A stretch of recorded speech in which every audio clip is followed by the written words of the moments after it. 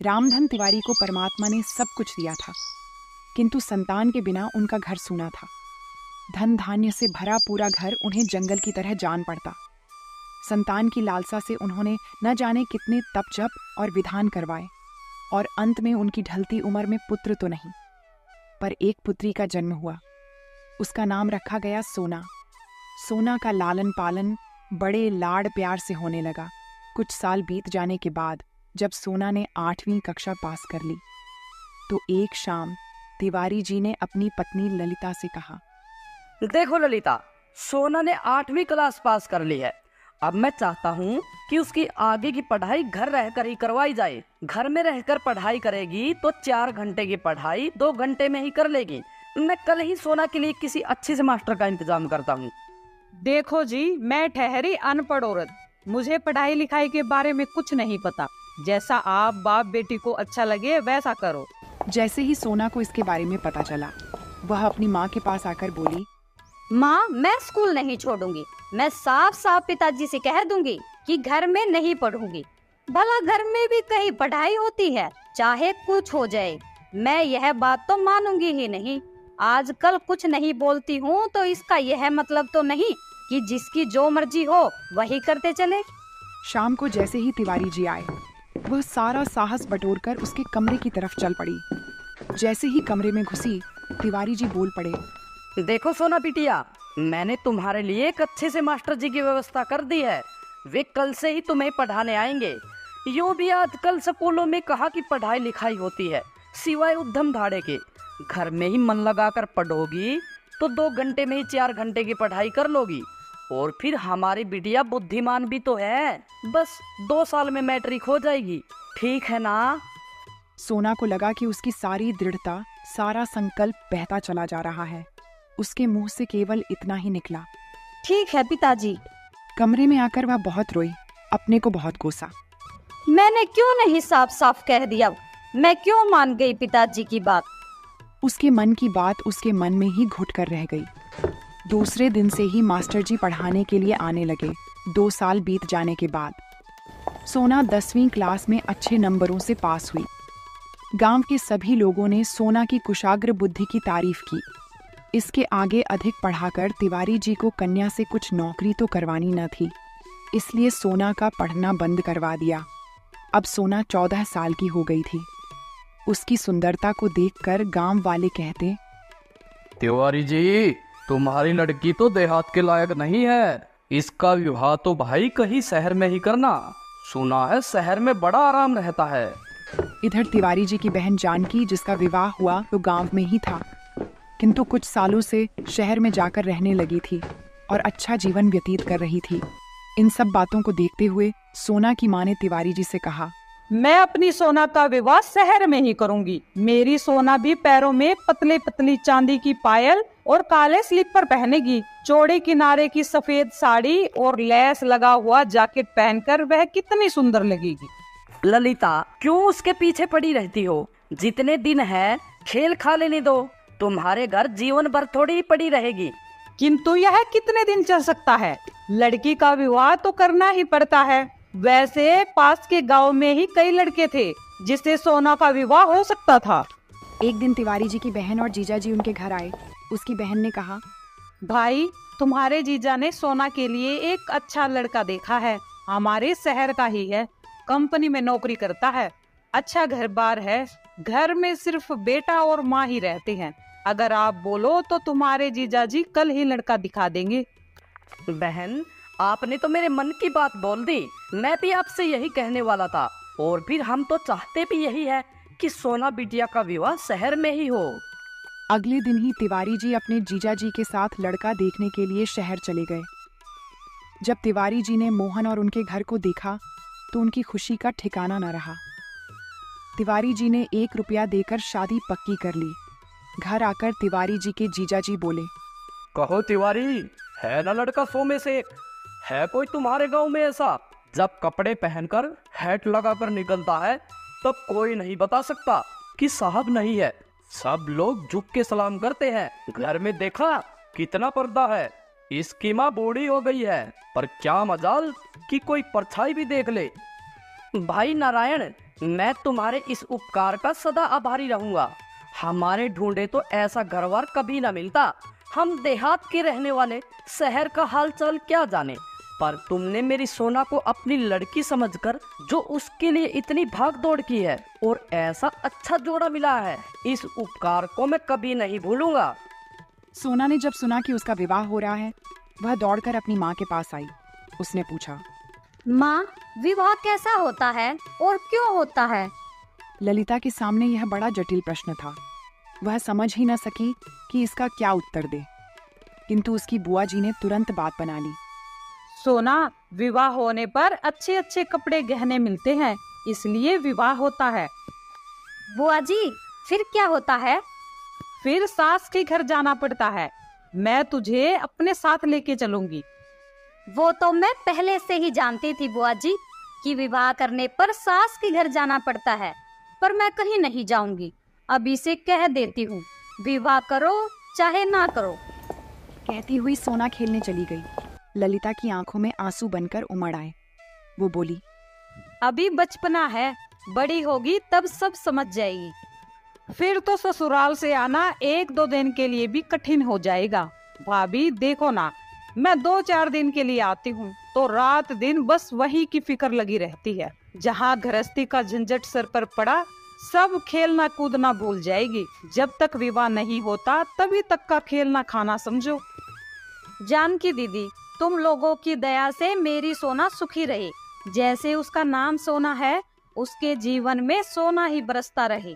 कुछ दिनों के बाद सोना का विवाह हो गया। विदा का समय आया। तिवारी जी बोले, सोना बेटा, नए जीवन का स्वागत खुले दिल और दिमाग से करना। मुझे भरोसा है कि तुम अपनी समझदारी से सब अच्छे से संभाल लोगी, पर चाहे कुछ भी हो जाए, ये मत भूलना कि ये घर हमेशा वैसा ही तुम्हारा रहेगा जैसे पहले था। सोना विदा हो गई, किंतु घर पहुंचने पर वह एक कोठरी में बंद कर दी गई और बाहर से साफ हवा उसे दुर्लभ हो गई।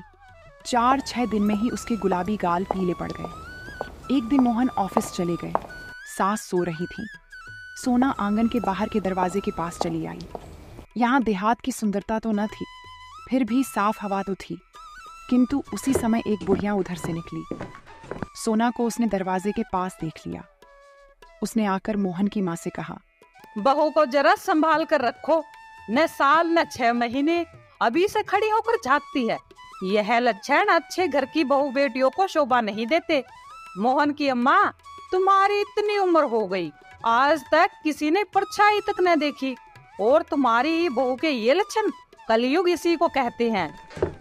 बुढ़िया तो उपदेश देकर चली गई, पर सोना को उस दिन बड़ी डांट पड़ी। उसकी समझ में ही न आया कि दरवाजे के पास जाकर उसने कौन सा अपराध कर डाला। इसी बीच जब तिवारी जी सोना को लेने आए तो उसे ऐसा जान पड़ा जैसे किसी ने डूबने से बचा लिया हो। पिता को देखकर वह बड़ी खुश हुई। घर आकर सोना ने कहा, पापा, अब मैं कभी ससुराल नहीं जाऊंगी। सारा दिन एक ही कोठरी में बंद रहना पड़ता है। अगर गलती से भी दरवाजे पर चली गई तो वो लोग ऐसे चिल्लाते हैं जैसे मुझसे कोई बहुत बड़ा अपराध हो गया हो। बेटा, तुम चिंता मत करो, जब मोहन तुम्हें लेने आएगा तो मैं उसे समझा दूंगा। सोना को आए अभी 15 दिन भी न हुए थे कि मोहन सोना को लेने के लिए आ गए। वे जब आ रहे थे तो सोना उन्हें रास्ते में ही पेड़ पर चढ़ी हुई मिली। उसके साथ और भी बहुत से लड़के लड़कियां थीं। उसकी आंखों में खून उतर आया। अपना क्रोध वे चुपचाप पी गए, किंतु उसी समय उन्होंने मन ही मन प्रतिज्ञा की कि अब वे सोना को मायके कभी न भेजेंगे। सोना जब ससुराल आई तो उसकी सास ने कहा, मोहन, तेरे मामा जी का फोन आया था। वो बोल रहे थे कि उनकी तबीयत कई दिनों से खराब चल रही है। मुझे 1-2 दिन के लिए जाना पड़ेगा। और बहू, तुम मेरे जाने के बाद घर का अच्छे से ख्याल रखना। बिना काम के घर से बाहर मत जाना, समझी ना? अगले दिन ही मोहन की माँ अपने घर चली गई।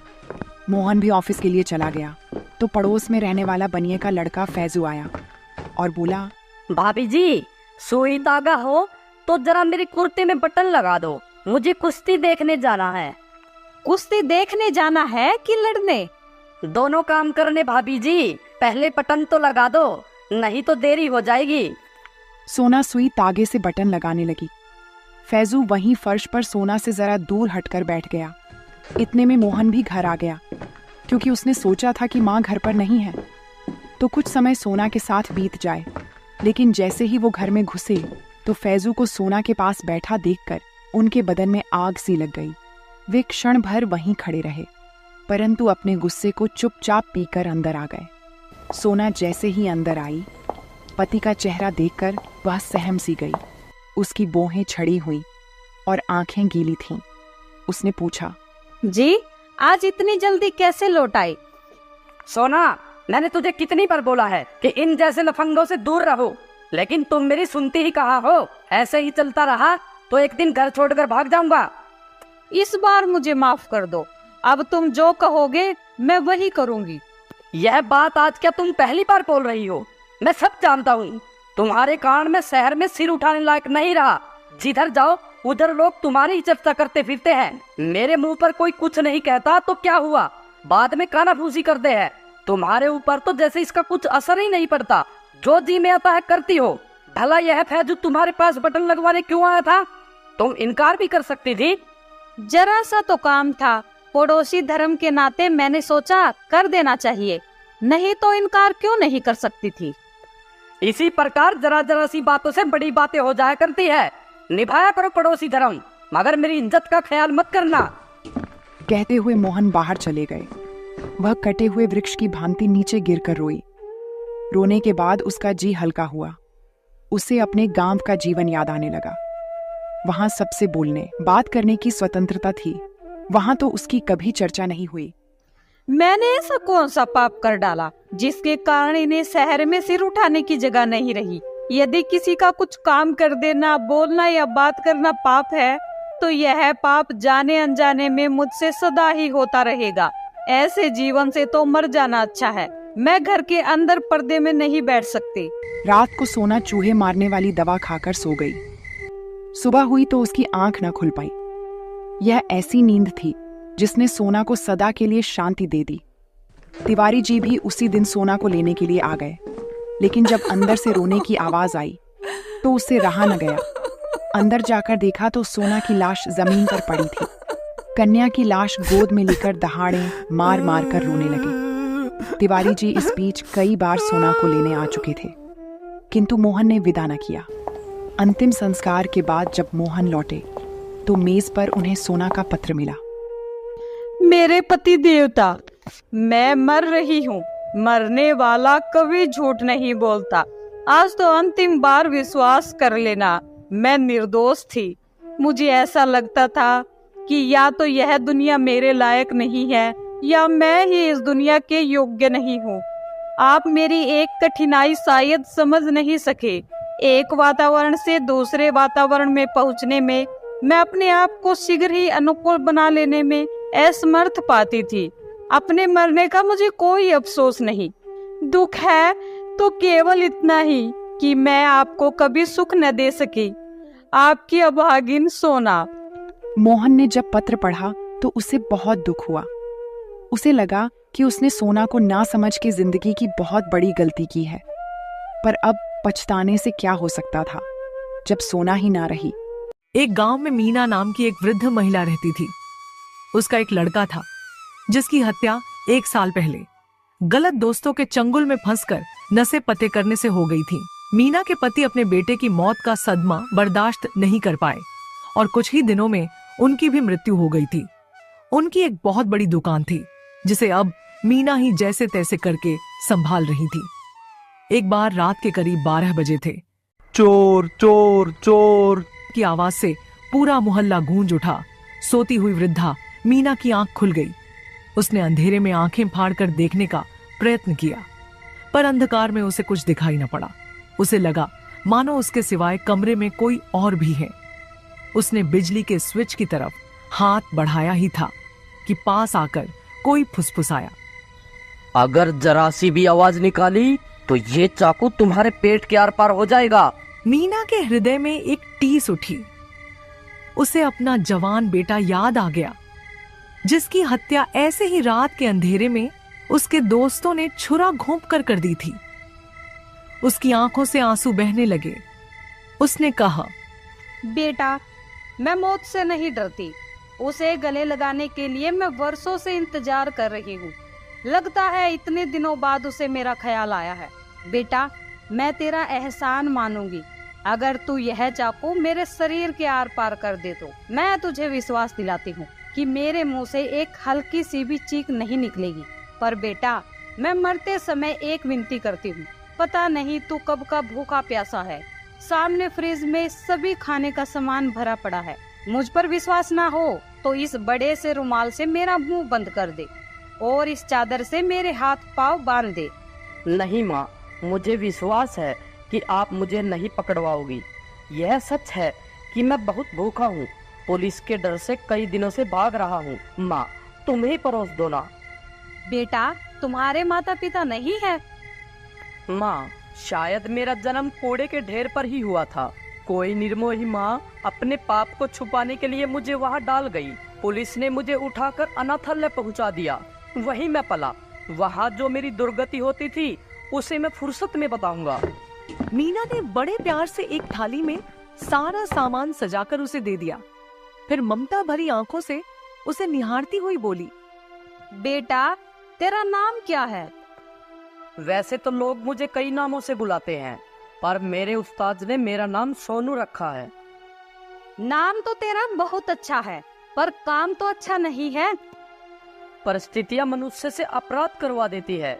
मैं तो केवल चोरी करता हूँ, पर लोग तो हत्या तक कर डालते हैं।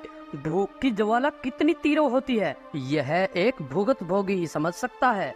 रात के सन्नाटे में उनकी धीमी आवाज शायद चौकीदार ने सुन ली। वह जानता था कि वृद्धा अकेली ही रहती है। वह डंडा लेकर वृद्धा के दरवाजे को खटखटाकर बोला, माताजी, फौरन दरवाजा खोलिए। मीना और सोनू दोनों डर गए। मीना ने सोनू को इशारा किया। वह परोसी हुई थाली लेकर पर्दे के पीछे चला गया। दरवाजा खोलकर मीना बोली, अरे मुरली, इस आधी रात में दरवाजा क्यों खुलवाया? अभी आप किससे बातें कर रही थी? क्या सचमुच में बोल रही थी? अरे, नींद में बड़बड़ाने की आदत नहीं छूटी। तू तो जानता है कि मैं कई बार रात में चीखी भी हूँ। इस बुढ़ापे में जो हो जाए थोड़ा है। मुरली, अब तू जा, मुझे नींद आ रही है। अब मैं सोने की कोशिश करूंगी। मुरली के जाते ही मीना ने दरवाजा बंद कर लिया और चैन की सांस ली। सोनू भी थाली लेकर पर्दे के पीछे से आ गया। फिर वह ऐसी निश्चिंतता से खाने लगा मानो कुछ हुआ ही ना हो।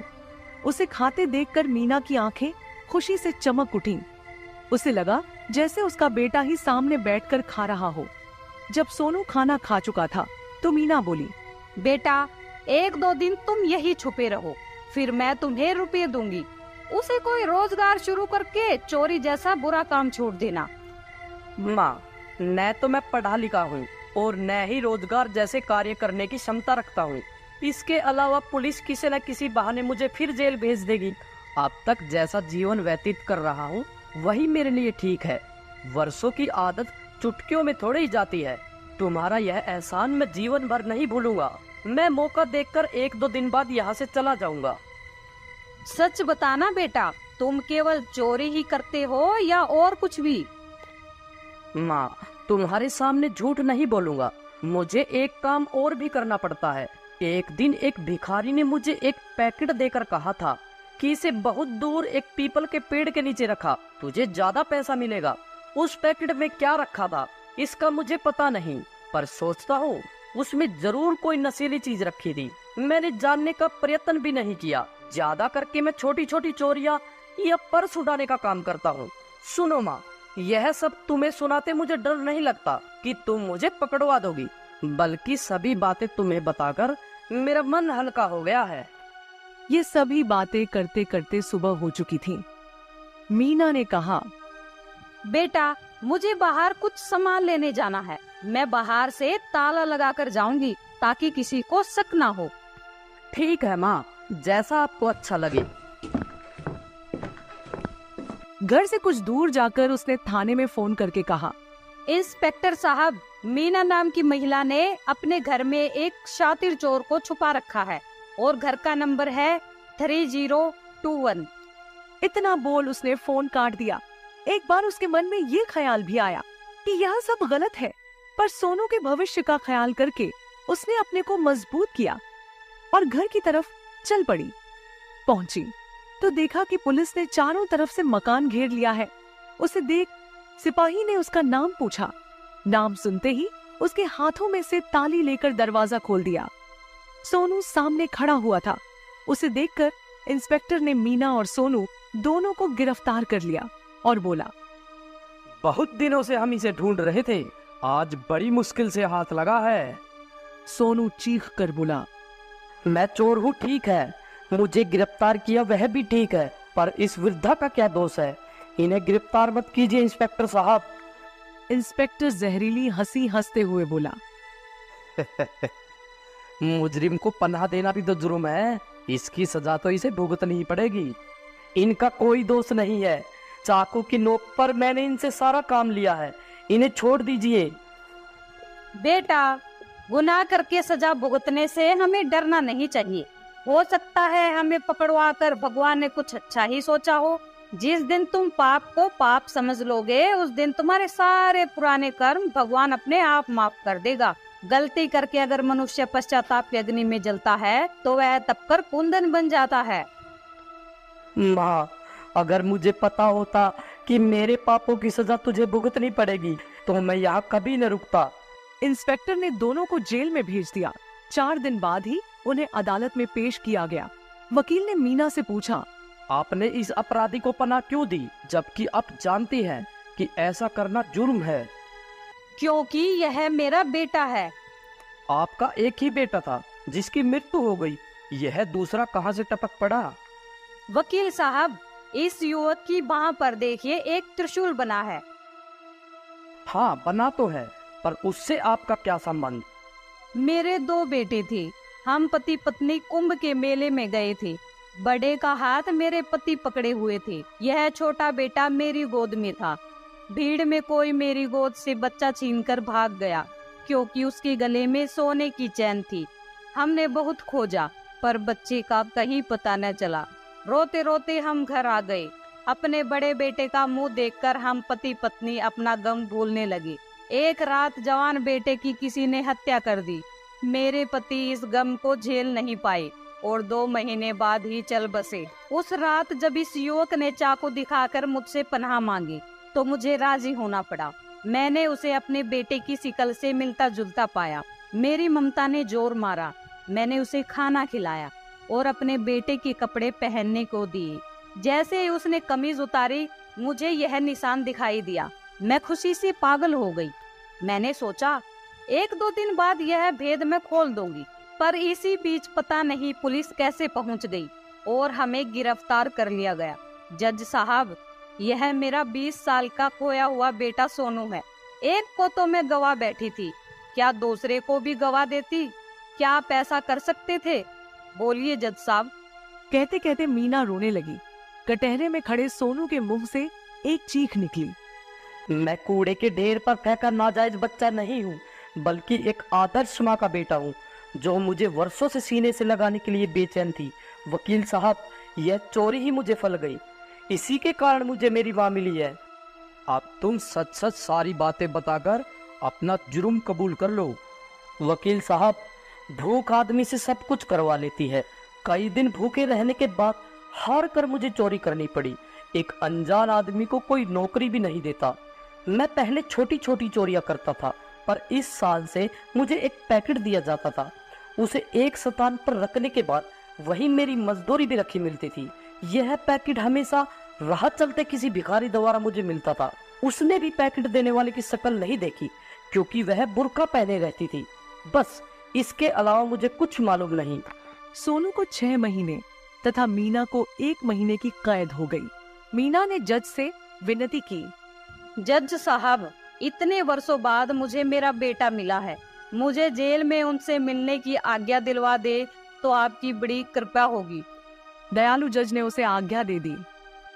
जेल में मीना बराबर सोनू से मिलती और उसे बुरे कार्यों से दूर रहने की प्रेरणा देती। धीरे धीरे वह उसे गुनाह की दुनिया से बाहर खींच लाने में सफल होती जा रही थी। सोनू ने कसम खाकर कहा, माँ, मैं भूखा मर जाऊंगा पर गुनाह की दुनिया में फिर से कदम नहीं रखूंगा। महीने भर बाद ही मीना को जेल से छुट्टी मिल गई। वह सोनू के पास आकर बोली, बेटा, आज मैं जेल से छुट्टी पाकर घर जा रही हूँ, पर ये 5 महीने कैसे कटेंगे? माँ, आप चिंता मत करो, हमारे दिल में एक दूसरे के प्रति प्यार ही हमें शक्ति देगा। तुझे तेरा बेटा मिल गया और मुझ अनाथ को मेरी माँ मिल गई, इससे बढ़कर और क्या सुख होगा। पर माँ, एक बात मुझे जीवन भर सताती रहेगी कि तेरे बेटे ने तुझे कलंक के सिवाय कुछ नहीं दिया। यह कहते कहते उसकी आंखें छलक उठी। आखिर वह समय बीत गया जिसका दोनों माँ बेटे को इंतजार था। जिस दिन सोनू को रिहा होना था। सुबह से मीना बावरी सी घूम रही थी। 10 बजे सुबह वह फूलों की माला लेकर जेल पहुंच गई। जेल से बाहर निकलते ही उसने फूलों की माला उसे पहनाई।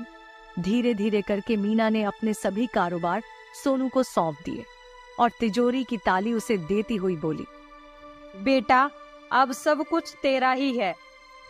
देखो माँ, काम देखने की जिम्मेदारी मेरी है, पर तिजोरी की चाबी तुम्हारी कमर पर ही शोभा देगी। अभी इतना बड़ा बोझ मुझ पर मत डालो। जिस दिन अपने को इस काबिल बना लूंगा तब यह लूंगा। मुझे पैसों की आवश्यकता नहीं पड़ेगी, तुम्हारे साथ ही तो रहूंगा। जब जरूरत होगी मांग लूंगा। सोनू रोज वक्त पर दुकान पहुंच जाता और मन लगाकर काम करता। देखते देखते मीना की दुकान अच्छी चल पड़ी। एक दिन मीना बोली, बेटा, मैं तो पका हुआ आम हूँ, किसी समय भी टपक सकती हूँ। अब इस घर में पायल की आवाज आनी चाहिए। मैं तो जल्दी से जल्दी तेरा विवाह करके पोते का मुंह देखना चाहती हूँ। माँ, यह नहीं हो सकता। पर बेटा, क्यों नहीं हो सकता? माँ, न जाने कैसी लड़की इस घर में आ जाए। उस लड़की ने अगर तुम्हें कष्ट दिया तो हम दोनों का जीवन नरक बन जाएगा। अब मैं तुम्हें इतना सुख दूंगा कि तुम मेरे 20 साल के बिछड़ने का दुख भूल जाओगे। यह तभी संभव होगा जब मैं शादी नहीं करूंगा। मैं कोई ऐसी वैसी लड़की से तेरा विवाह नहीं करूंगी। मैंने लड़की देख रखी है, बड़ी ही सुंदर तथा सुशील है। मैं तेरी कोई बात नहीं सुनूंगी। बस अब तो चट मंगनी और पट ब्याह होगा। दूसरे ही दिन मीना ने कंचन को दिखाकर पूछा, कैसी है मेरी पसंद? माँ, सूरत तो अच्छी है, पर सीरत के बारे में हम दोनों में से कोई नहीं जानता। पता नहीं कैसा स्वभाव होगा। तो उसकी चिंता मत कर बेटा। जितनी कंचन ऊपर से सुंदर है, उतनी ही दिल की भी सुंदर है। बड़ी धूमधाम से मीना ने सोनू का विवाह कंचन से कर दिया। पहली ही रात में सोनू कंचन से बोला, देखो कंचन, मेरी माँ ने बहुत दुख झेले हैं। अब हमें उन्हें इतना सुख देना है कि वो पिछले सारे दुख भूल जाए। इस पवित्र रात्रि में मैं कसम खाती हूँ कि माँ को कभी मुझसे शिकायत नहीं मिलेगी। मीना के जीवन में बहार आ गई। बेटा तथा बहू दोनों ही उसे पूजते थे। ऐसे सुख की तो उसने कल्पना भी न की थी। परंतु मीना ये सुख ज्यादा दिन भोग ना पाई। उसकी सेहत दिनों दिन गिरती गई। उसे भी मालूम हो गया कि अब वह ज्यादा दिन नहीं चलेगी। उसने सोनू से कहा, बेटा, मैं उस जज से मिलना चाहती हूँ जिसने हमारा फैसला सुनाया था। उससे कहना कि मेरा अंतिम समय करीब है। मैं कुछ जरूरी बातें उनसे करना चाहती हूँ। मुझे वह निराश न करे, नहीं तो मेरी आत्मा को चैन नहीं मिलेगा। सोनू तुरंत गाड़ी लेकर जज साहब को ले आया। वो फौरन मीना जी के पास पहुंच गए। वे मीना को भूले नहीं थे। जज साहब के बैठ जाने पर मीना बोली, बेटा, तुम दरवाजा बंद करके चले जाओ। मुझे जज से कोई जरूरी बात करनी है। सोनू के जाते ही मीना बोली, जज साहब, इंस्पेक्टर से मैंने अपने बयान में कहा था कि किसी अनजान ने उसे फोन पर बताया था कि मीना देवी ने एक शातिर चोर को शरण दे रखी है। आशा है आपको याद होगा। जज साहब ने सहमति में सिर हिलाया। तो सुनिए जज साहब, वह अनजान मैं ही थी। मैंने ही फोन पर यह खबर दी थी। जज ने आश्चर्य से मीना की तरफ देखते हुए पूछा, मीना देवी, पर ऐसा आपने क्यों किया? मैं उस चोर को सुधारना चाहती थी। उसकी हृदय में यह भावना जगाना चाहती थी कि चोरी करना अपराध था, पाप है। अगर मैं उसी समय उसे पकड़वा देती तो उसका विश्वास मुझसे उठ जाता, फिर मैं उसे सही रास्ते पर नहीं ला पाती। उसे सही रास्ते पर लाने के लिए मैंने खुद सजा भोग कर उसका विश्वास जीता और उसे एक आदर्श नागरिक बना पाई। जज साहब, आपको सुनकर आश्चर्य होगा कि सोनू मेरा बेटा नहीं है। उसकी माँ ने उसकी बाह पर त्रिशूल इसलिए बनवाया होगा कि शायद जीवन में कभी उसकी भेंट अपने बेटे से हो जाए, तब वह इस निशान के जरिए अपने बेटे को पहचान ले। जब उसने कपड़े बदले तो मैंने यह निशान देख लिया था और उसी को देखकर मैंने एक काल्पनिक कहानी बनाकर आपको सुना दी थी, ताकि आपको पूर्ण विश्वास हो जाए कि वह मेरा बेटा है। पर जज साहब, मैंने यह झूठ एक मनुष्य का जीवन संवारने के लिए ही बोला था। जज साहब, सोनू का विश्वास पाने के लिए मैंने अपने आप को दांव पर लगा दिया और मेरा यह बलिदान कितना सफल रहा यह आप देख ही रही हैं। जीवन में वह अब ऐसा कोई काम नहीं करेगा जिससे उसकी माँ के माथे पर कलंक लगे। बड़ी से बड़ी विपत्ति आने पर भी वह अपना ईमान नहीं बेचेगा। यह झूठ आपकी नजरों में गुनाह है। इस झूठ से किसी का भला ही हुआ है। सोनू और कंचन दोनों ये सब बातें बाहर खड़े होकर सुन रहे थे। उनकी आंखें रोते रोते सूज गई थीं।